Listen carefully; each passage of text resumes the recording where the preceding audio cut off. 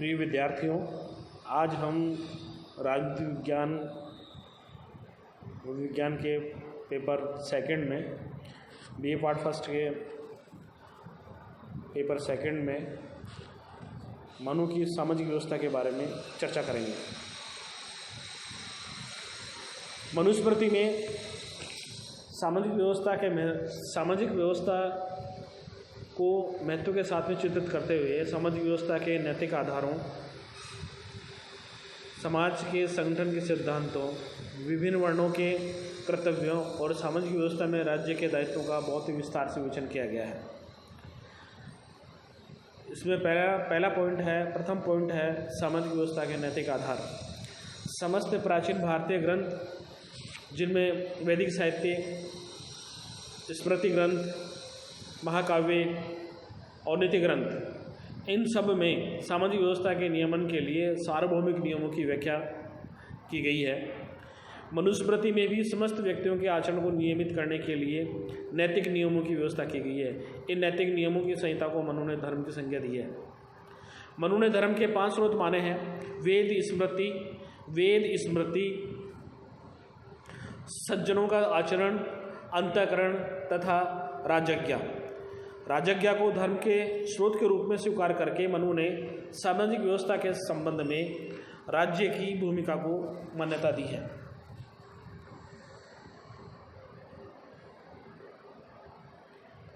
किंतु राजा द्वारा निर्धारित धर्म के लिए मनु ने यह आवश्यक माना है कि धर्म की धारणा में सम्मिलित सार्वभौमिक नैतिक मूल्यों व मंतव्यों के अनुकूल हो तथा विद्वानों द्वारा युग के संदर्भ में की गई धर्म की व्याख्या के अनुरूप हो।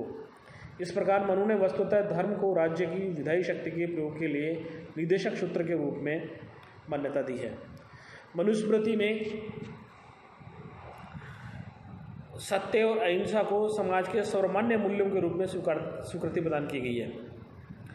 इनके लौकिक और पारलौकिक महत्व को स्पष्ट करते हुए मनु ने कहा है, जो अधार्मिक है, जिसका झूठ बोलना ही धन है, जो पर पीड़न में लगा रहता है, वह इस लोक में उन्नति नहीं कर सकता है। सत्य की महत्ता का प्रतिपादन करते हुए मनुस्मृति में असत्यवादी को आत्मा के अपहरणकर्ता के रूप में माना गया है। मनु ने यमों नियमों की व्याख्या द्वारा सामाजिक आचरण के नैतिक पक्ष को स्पष्ट किया है। यम के अंतर्गत मनु ने अक्रूरता, क्षमा, सत्य, अहिंसा, इंद्रिय दमन, ध्यान, प्रसन्नता, मधुरता, सरलता आदि गुणों को सम्मिलित किया है। मनु के अनुसार नियम के अंतर्गत प्रार्थना, दान, तपस्या, स्वाध्याय, ब्रह्मचर्य, व्रत, उपवास, अक्रोध और गुरु सेवा आदि गुण सम्मिलित हैं। मनु ने यमों को सार्वभौमिक नैतिक आस्था के रूप में प्रतिपादित किया है एवं नियमों का संबंध आचरण के व्यवहारिक पक्षों से माना है। दूसरा पॉइंट है वर्ण व्यवस्था। मनुस्मृति में सामाजिक व्यवस्था को 4 वर्णों में ब्राह्मण, क्षत्रिय, वैश्य और शूद्र माना है और 4 मनुष्य के जीवन को 100 वर्षों में विभाजित करते हुए 4 आश्रमों की व्यवस्था की है, जिनमें है ब्रह्मचर्य आश्रम, गृहस्थ आश्रम, वानप्रस्थ आश्रम और संन्यास आश्रम। मनु ने वर्ण के आधार पर व्यक्ति के कर्तव्यों का विवेचन किया है। ग्रंथ में कहा गया है कि ब्रह्मा के मुख से उत्पन्न होने से ज्येष्ठ होने और वेद को धारण करने के कारण ब्राह्मण को संपूर्ण सृष्टि का स्वामी माना गया है। तीसरा पॉइंट है विभिन्न वर्णों के कर्तव्य, अर्थात ब्राह्मण, क्षत्रिय, वैश्य और शूद्र के क्या कर्तव्य हैं। इन कर्तव्यों की बहुत ही विशद विवेचना की गई है मनुस्मृति में। ब्राह्मणों के कर्तव्य बताए गए हैं। इनका स्थान बहुत ही सर्वोच्च है और प्रमुख स्थान है। अन्य वर्णों से तुलना करते हुए ब्राह्मण वर्ण की श्रेष्ठता का वर्णन करते हुए मनु ने कहा है कि वह धर्म की रक्षा करने की अपनी क्षमता के कारण ही सर्वश्रेष्ठ है। मनु ने ब्राह्मण से अपने सम्मानित स्थान के अनुरूप व्यवहार करने की अपेक्षा की है। वेदों में कहे गए आचार को धर्म की संज्ञा प्रदान करते हुए मनु ने ब्राह्मण को सदैव वेद सम्मत पवित्र व्यवहार करने का निर्देश दिया है। मनु ने चेतावनी दी है कि जो ब्राह्मण आचरण से भ्रष्ट हो जाता है वह वेद का फल प्राप्त नहीं कर पाता है। ब्राह्मणों से धर्मशास्त्र के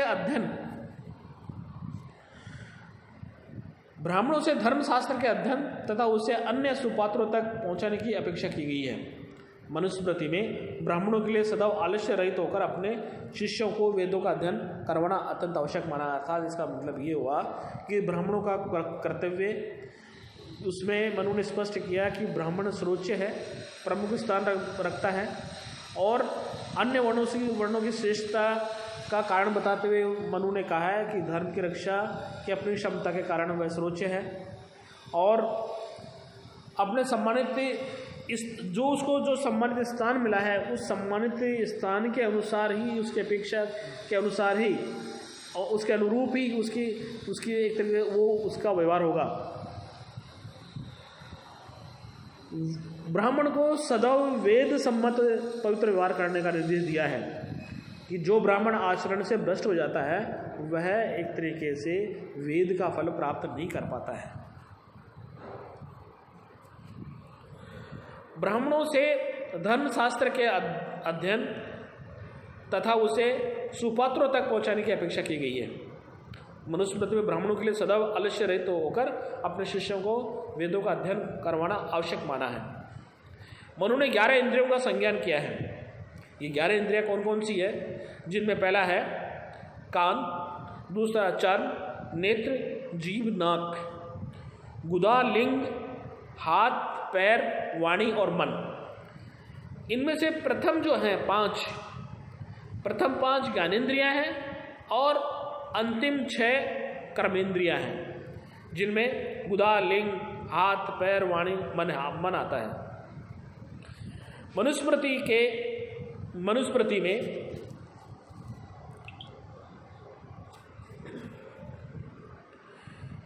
मनुस्मृति ने ब्राह्मणों के जिन कर्तव्यों का विवेचन किया है उसे उनमें पढ़ना, पढ़ाना, यज्ञ करना, दान देना और लेना, ये प्रमुख ने सम्मिलित किया है।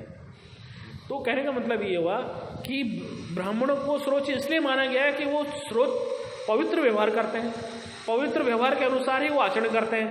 इसलिए ये आवश्यक है कि वो अपने उच्च स्थान के अनुरूप व्यवहार करें। दूसरा है क्षत्रियों के कर्तव्य। मनु ने प्रजारक्षण कार्य हेतु शत्रु को उत्तरदायित्व माना है। प्रजा की रक्षा करना शत्रु का प्रमुख दायित्व, अर्थात राज्य की रक्षा करना, बाहरी आक्रमण से रक्षा करना, आंतरिक शांति व्यवस्था बनाए रखना और अपराधी प्रवृत्ति व्यक्तियों को दंडित देना, ये एक तरीके से शत्रुओं के प्रमुख कार्य हैं। प्रजा की रक्षा करना, दान देना, यज्ञ करना, विषय से आसक्ति नहीं रखना, ये उनके एक तरीके से प्रमुख कर्तव्य माने गए हैं। वैश्यों के कर्तव्य क्या है? वैश्यों में मनु ने राज्य की अर्थव्यवस्था के संचालन और आर्थिक विकास के संबंध में वैश्यों की भूमिका का बहुत ही महत्व के साथ चित्रण किया है, बहुत ही महत्वपूर्ण माना है। पशुओं की रक्षा करना, दान देना, यज्ञ करना, पढ़ना, व्यापार करना, ब्याज लेना व कृषि कार्य करना आदि को मनु ने वैश्यों के प्रमुख कर्तव्य में सम्मिलित किया है। शूद्रों के कर्तव्य के संदर्भ में मनु ने सामाजिक व्यवस्था में शूद्रों को बहुत ही निम्नतम स्थान दिया है और शूद्र वर्ण से अपेक्षा की गई है वह तीनों वर्णों की सेवा करेगा।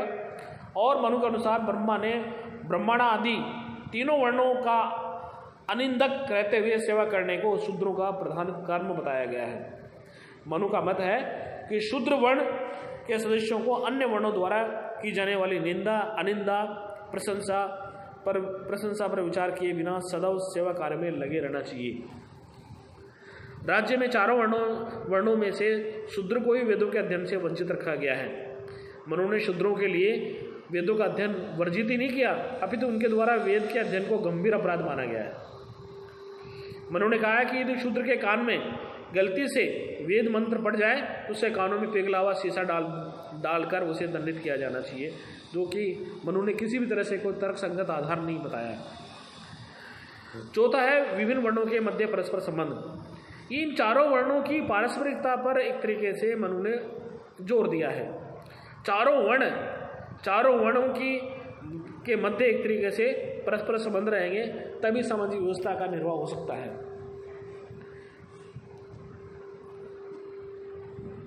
वर्ण व्यवस्था अपने मूल स्वरूप में योग्यता के अनुसार कार्यों के विभाजन के एक संस्थागत माध्यम के रूप में प्रतिपादित की गई है, किंतु वर्ण व्यवस्था के कालांतर में सम विभाजन की व्यवस्था तक सीमित नहीं रही। वर्ण व्यवस्था के लिए निर्धारित कर्मों के स्थान पर उस वर्ण के सदस्यों को उच्च या निम्न स्थान पर समझा जाने लगा। सामाजिक व्यवस्था में वर्ण पर आधारित उच्चता व निम्नता का पूर्वाग्रह मनु के विचारों में प्रखरता से व्यक्त हुआ है। ग्रंथ में वर्णित वर्ण व्यवस्था में ब्राह्मणों को उच्चतम स्थान प्रदान किया गया है। मनु स्पष्ट करते हैं कि क्षत्रिय द्वारा वेदपाठी ब्राह्मणों की रक्षा किया जाना उचित है, क्योंकि इनके द्वारा किए जाने वाले वेद अध्ययन और धार्मिक कार्यों से राज्य में धर्म की वृद्धि होती है। अतः स्पष्ट है, मनु ने समाज में ब्राह्मणों की उच्च स्थिति को तो स्वीकार किया है, किंतु ये स्थिति अकारण नहीं है, अपितु उसका मूल कारण ब्राह्मणों में अपेक्षित उच्च कोटि का चरित्र व उच्च आदर्श थे। इस प्रकार ग्रंथ में स्पष्ट किया गया है कि समाज में अराजकता के नाश हेतु राजा की सृष्टि की गई है, अर्थात सामाजिक व्यवस्था में क्षत्रिय के महत्व का मूल कारण उनमें निहित वह क्षमता है जिसके माध्यम से वह समस्त व्यक्तियों को स्वधर्म पालन करने के लिए उद्यत करता है एवं अपराधी प्रवृत्ति के लोगों को अपराध वृत्ति के त्याग हेतु तत्पर करता है। अतः ये स्पष्ट किया गया है कि वर्ण व्यवस्था में क्षत्रियों के मुख्य स्थान का कारण उनके हाथों में सौंपी गई बाध्यकारी शक्ति है, जिसके समुचित प्रयोग के माध्यम से समाज में समस्त सदस्य अपने अपने भोग ग्रहण करने में समर्थ होते हैं। मनु द्वारा वैश्य और शूद्र हेतु स्वीकार किए कर्तव्यों को भी समाज में आवश्यकता के आधार पर स्पष्ट किया जा सकता है।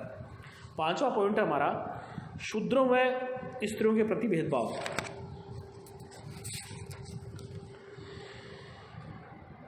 मनुस्मृति में स्त्रियों को समाज में स्वतंत्र स्थान प्रदान करने के पक्ष में नहीं है। मनुस्मृति स्त्रियों को समाज में स्वतंत्र स्थान प्रदान करने के पक्ष में नहीं है। ग्रंथ में प्रतिबंध किया गया है स्त्री को बाल्यकाल में पिता के युवावस्था में पति के वृद्धावस्था में पुत्र के नियंत्रण व संरक्षण में रहना चाहिए तथा वह किसी भी अवस्था में स्वतंत्रता के योग्य नहीं है। मनु का मत है कि ब्रह्मा ने स्त्रियों की प्रवृत्ति में कुछ ऐसे दुर्गुणों का सर्जन कर दिया है, यदि उन्हें स्वतंत्र छोड़ दिया गया तो ये व्यभिचारी आदि दोषों में लिप्त हो जाएगी। अतः पुरुष को अत्यंत सतर्कतापूर्वक इन पर नियंत्रण रखना चाहिए। मनुस्मृति में सामाजिक समव्यवहारों में स्त्रियों की स्वतंत्रता का निषेध करते हुए पारिवारिक जीवन में स्त्रियों की प्रतिष्ठा और गरिमा का निर्वाह किया जाना आवश्यक माना है। मनु का मत है कि परिवार में स्त्रियों को मान सम्मान, धन व आभूषण आदि के माध्यम से प्रसन्न रखा जाना आवश्यक है, अन्यथा पारिवारिक जीवन सुख में नहीं हो सकता है। मनु ने ये बहुत ही मार्केबल बात कही है कि स्त्रियों को मान सम्मान, धन व आभूषण आदि के माध्यम से हमेशा प्रसन्न रखा जाना चाहिए, अन्यथा पारिवारिक जीवन सुख में नहीं हो सकता है। मनु ने कहा है कि जिस कुल में स्त्रियों की प्रतिष्ठा होती है उस कुल में देवताओं का निवास होता है तथा जिस कुल में उनके सम्मान व हितों की उपेक्षा होती है उस कुल के समस्त कर्म निष्फल होते हैं। इस प्रकार जहां मनु ने पारिवारिक जीवन में स्त्रियों की प्रतिष्ठा व हितों को सुरक्षित रखा जाना आवश्यक माना है, वही सामाजिक जीवन में स्त्रियों की स्वतंत्रता अथवा पुरुषों के साथ उनकी समानता के विचार का पूर्णतः निषेध किया है। मनु का शूद्रों के प्रति दृष्टिकोण अत्यंत भेदभावपूर्ण है। मनु वास्तव में शूद्रों को स्वतंत्र नागरिक का स्तर भी प्रदान नहीं करते हैं। मनुस्मृति में शूद्रों को दास बना लेने का भी समर्थन किया गया है। दास के रूप में मनु शूद्र को वेतन दिया जाना भी अनिवार्य नहीं मानते हैं। मनु ने दासत्व के शूद्र के लिए सहज स्थिति मानते हुए कहा कि यदि स्वामी मुक्त भी कर दे उसे, तो भी शूद्र दासत्व से मुक्त नहीं हो सकता है, क्योंकि वह दासत्व उसका स्वाभाविक कर्म है। मनु ने दासों के उपार्जन की निम्नलिखित 7 स्तुतियों का उल्लेख किया है। पहला, युद्ध में स्वामी के पास से विजित होना। दूसरा जीविका प्राप्ति के लिए दास भाव ग्रहण कर लेना।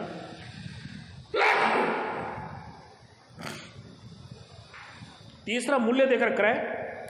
चौथा दासी का पुत्र होना। पांचवा दास का पुत्र होना। छठा ऋण आदि को न चुका पाने के दंड स्वरूप दास बन जाना। और सातवां किसी के द्वारा उपहार में प्राप्त होना। मनु ने दासत्व को प्राप्त हुए शूद्र को संपत्ति का अधिकार प्रदान नहीं किया है। उनकी मान्यता है कि दास शूद्र की संपत्ति अनिवार्य रूप से उसके स्वामी को ही दे देनी चाहिए, क्योंकि उसका कोई निजी धन नहीं हो सकता है। उसकी संपत्ति पर वस्तुतः स्वामी का ही अधिकार होता है। मनु ने दास प्रथा को मान्यता देते हुए भी किसी ब्राह्मण, क्षत्रिय और वैश्य को दास बनाए जाने का निषेध किया है। मनु ने सामाजिक व्यवस्था में शूद्रों के प्रति भेदभाव का समर्थन नहीं किया। दंड, न्याय व न्यायिक प्रक्रिया आदि के प्रसंग में मनु ने शूद्रों के प्रति ऐसा मानता वे भेदभावपूर्ण व्यवहार का प्रतिपादन किया है। तो वैसे तो शूद्र को उन्होंने बहुत ही निम्न स्थान दिया है, लेकिन सामाजिक व्यवस्था में शूद्रों के प्रति भेदभाव का समर्थन नहीं किया है। ये जो कालांतर में जिस तरह से जो छुआछूत और इस तरह की जो भावना का व्याप्त हो गई है नहीं, उसका समर्थन नहीं करता है। छठा पॉइंट है हमारा आश्रम व्यवस्था। मनु ने आश्रम व्यवस्था के माध्यम से जीवन के सार्थक काल विभाजन की व्यवस्था की है। मनु ने जीवन को मनुष्य की अवस्था के अनुसार 4 आश्रमों में 4 भागों में विभाजित किया है। ये चार भाग कौन कौन से, 4 आश्रम कौन कौन से हैं? उसमें पहला है ब्रह्मचर्य आश्रम, दूसरा गृहस्थ आश्रम, तीसरा वानप्रस्थ आश्रम और चौथा संन्यास आश्रम। मनु ने संपूर्ण मानव जीवन को 4 आश्रमों में विभाजित किया है। ये चार जो जीवन के 4 भाग हैं, उनमें प्रथम चतुर्थांश को गुरुकुल में रह करके इंद्रिय नियंत्रण करते हुए ज्ञान प्राप्ति हेतु नियत किया एवं ब्रह्मचार्य का नाम दिया। द्वितीय चतुर्थांश को मनु ने व्यक्ति के विवाह और सामाजिक दायित्वों की पूर्ति हेतु नियत किया तथा गृहस्थ आश्रम की संज्ञा दी है। तृतीय चतुर्थांश को मनु ने स्वाध्याय हेतु समर्पित माना है तथा उसे वानप्रस्थ का नाम दिया है। अंतिम चतुर्थांश को मनु ने स्वाध्याय हेतु समर्पित माना है तथा उसे वानप्रस्थ का नाम दिया है। अंतिम चतुर्थांश को मनु ने स्वाध्याय हेतु समर्पित माना है तथा उसे वानप्रस्थ का नाम दिया है। अंतिम चतुर्थांश में व्यक्ति से अपेक्षा की गई है कि उस समस्त सामाजिक सांसारिक भाव मोह अंतिम चतुर्थांश में व्यक्ति से अपेक्षा की गई है कि वो समस्त सांसारिक माया मोह त्याग कर स्वयं को मोक्ष हेतु समर्पित कर दें। जीवन के चतुर्थ खंड को मनु ने संन्यास आश्रम कहकर संबोधित किया है। तो ब्रह्मचार्य आश्रम में मनुष्य का कर्तव्य क्या है? शिक्षा प्राप्ति, अध्ययन, अध्यापन। मनुस्मृति में ब्रह्मचारी की दिनचर्या, निषेधों और दायित्व आदि के बारे में बहुत ही विस्तृत विवेचन किया गया है। मनु ब्रह्मचारी के लिए लौकिक और वैदिक समस्त प्रकार के अध्ययन को आवश्यक माना है। आलस्यहीनता, परनिंदा में अरुचि, निरर्थक प्रलाप में अनाशक्ति, मिथ्या भाषण से बचने आदि को मनु ने ब्रह्मचारी के श्रेष्ठ गुणों में स्वीकार किया है। दूसरा है गृहस्थ आश्रम। व्यक्ति के लिए जीवन के द्वितीय चतुर्थांश को मनु ने गृहस्थ आश्रम के नाम से माना है। गृहस्थ के लिए मनु ने त्रिवर्ग धर्म अर्थ काम की स्थापना हेतु प्रयत्न करना उचित माना है। इसके लिए उसके द्वारा धन संचय, परिवार पालन,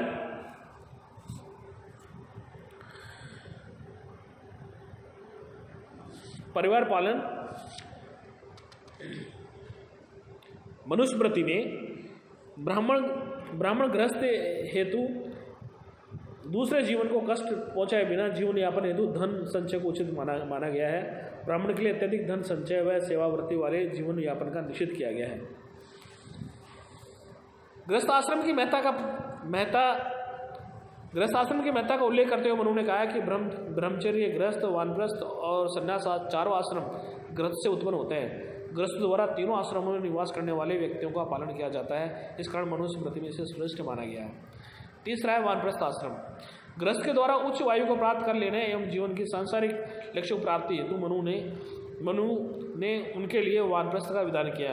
मनु के अनुसार वानप्रस्थ आश्रम में प्रविष्ट हो रहे व्यक्ति को संपत्ति, ग्राम्य भोजन आदि को त्याग कर पत्नी के साथ अथवा अकेले वन गमन करना चाहिए। वन में वेदाभ्यास करते हुए मान, अपमान, शीत, ताप, सुख, दुख आदि द्वंद्वों का सामना करना चाहिए तथा सबके प्रति मित्र भाव, दया भाव रखना चाहिए। वानप्रस्थी हेतु मनुस्मृति में इंद्रिय नियंत्रण, अतिथि सत्कार, दानशीलता आदि को आवश्यक माना है। अंतिम है संन्यास आश्रम। मनुस्मृति में मानव जीवन के अंतिम चतुर्थांश को संन्यास आश्रम के रूप में स्वीकार किया गया है। मनु ने प्रतिबद्ध किया है कि संन्यास आश्रम में प्रवेश करने के पूर्व व्यक्ति को अनिवार्य रूप से वेद, देव ऋण, ऋषि ऋण, पितृ ऋण से मुक्त हो जाना चाहिए, अन्यथा वह नरकगामी होता है। मनु का मत है कि वेदों के विधिपूर्वक अध्ययन एवं पुत्र प्राप्ति के पश्चात ही संन्यास आश्रम के माध्यम से मोक्ष प्राप्ति संभव है। इस प्रकार से मनु ने सामाजिक व्यवस्था का बहुत ही महत्व के साथ चित्रण करते हुए आश्रम, वन व्यवस्था और आश्रम व्यवस्था का बहुत ही महत्व से चित्रण किया। धन्यवाद।